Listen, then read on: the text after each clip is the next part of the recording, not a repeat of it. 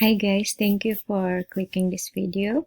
So today we are going to talk about the introduction of discourse analysis, and it is based on the first chapter of Michael McCarthy book entitled Discourse Analysis for Language Teachers. So before we come to definition of discourse analysis, I think it is better to know about what discourse means. So there are some definition of discourse. Etymologically, the word discourse dates back to the 14th century, which come from Latin word discursus, which means conversation.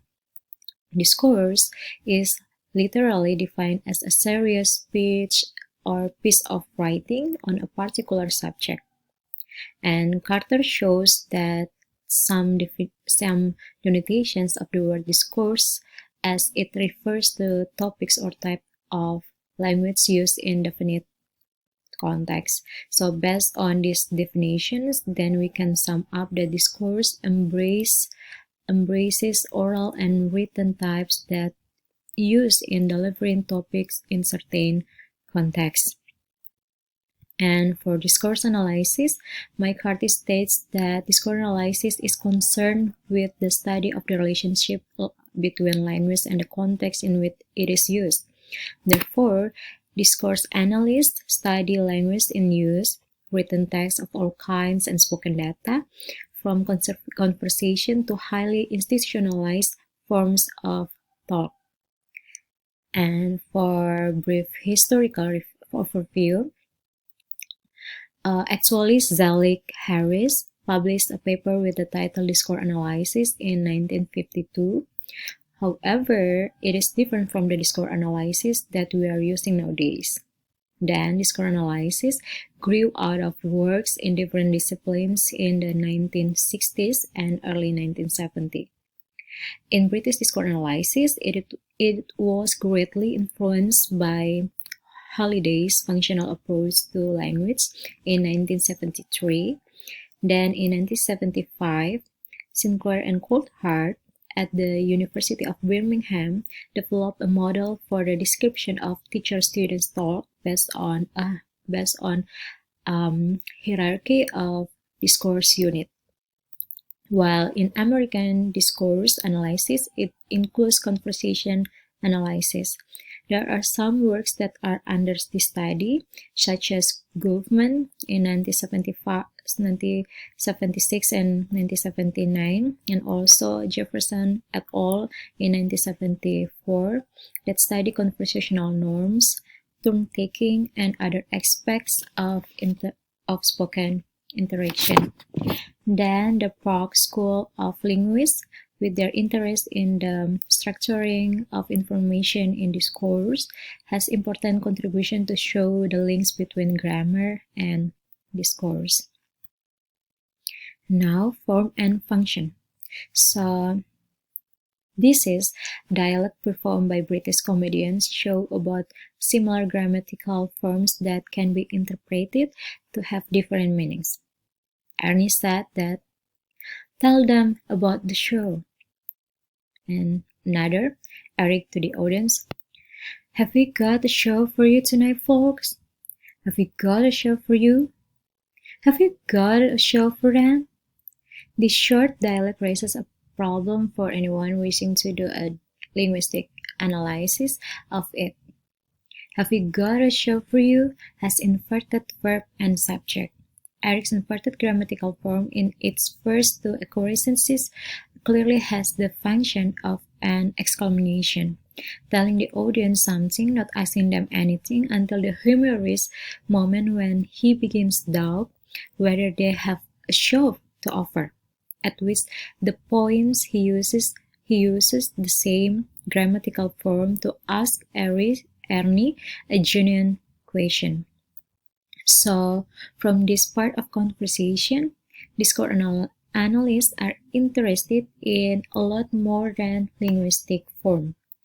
Their concern include how it is that Ernie interpret each other grammar and how it is that the dialogue between the two comics is relevant and coherent.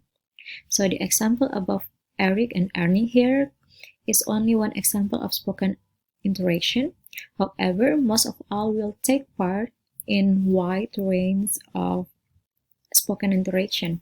For example, in phone calls, buying things in shops, perhaps an interview for job, and talking formally at meetings or in classroom and others.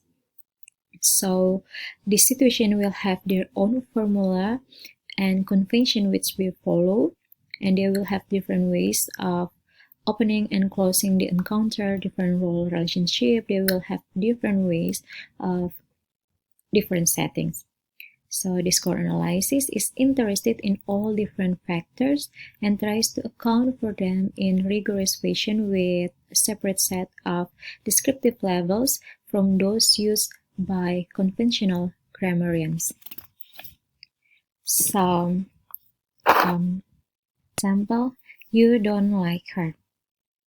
Here, with different intonation and context, this sentence can be either a question or a statement. So, discourse analysis is fundamentally concerned with the relationship between language and the context of its use. According to this, Scriven points out that it is difficult to separate language from the rest of the world. It is this ultimate inability to separate language from how it is used in the world within which we live that provides the most reason for the interdisciplinary basis of discourse analysis. So to understand the language of discourse, then we need to understand the world in which it resides, and to understand the world in which language resides, we need to go outside of linguistics. Now let's talk about speech act. So what does speech act mean? Austin and Sarley define speech act as when we say that a particular bit of speech or writing is a request or an instruction or an exemplification. We are concentrating on what that the piece of language is doing or how the listener is supposed to react. For this reason, such entities are often so-called speech act.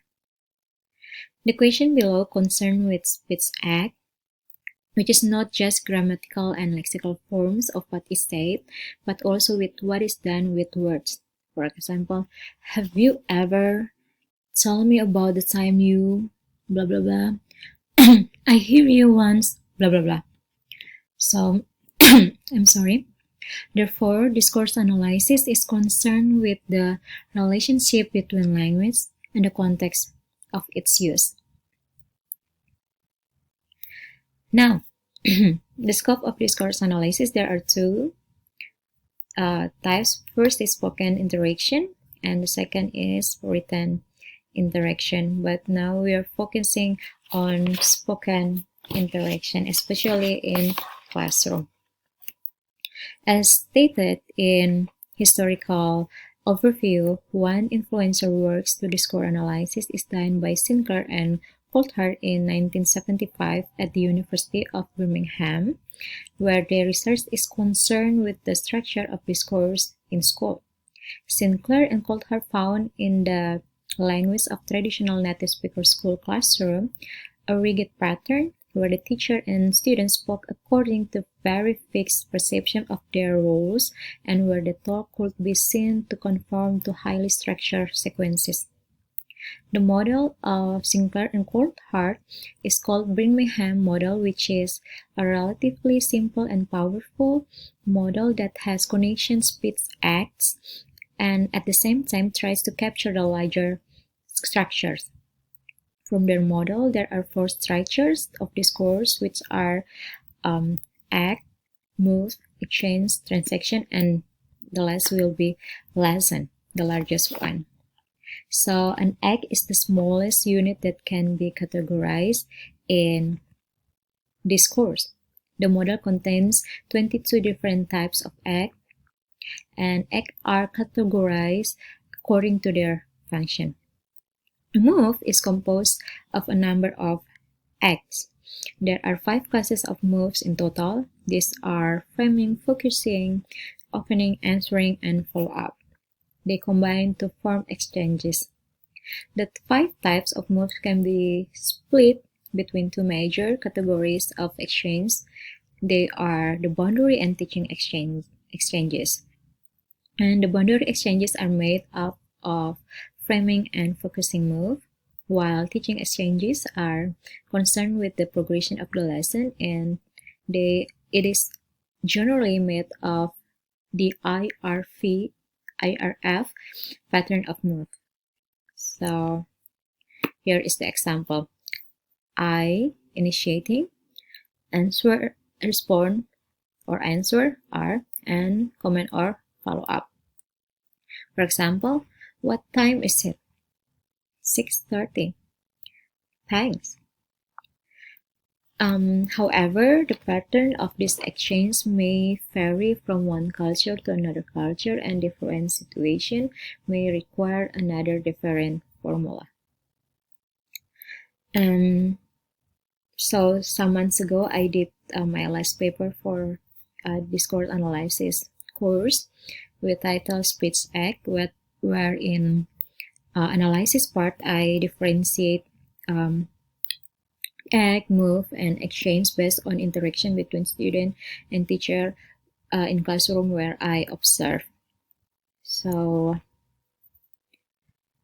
I think that is my video for today. I'm sorry that it's only a brief explanation about introduction to discourse analysis, especially spoken analysis in classroom.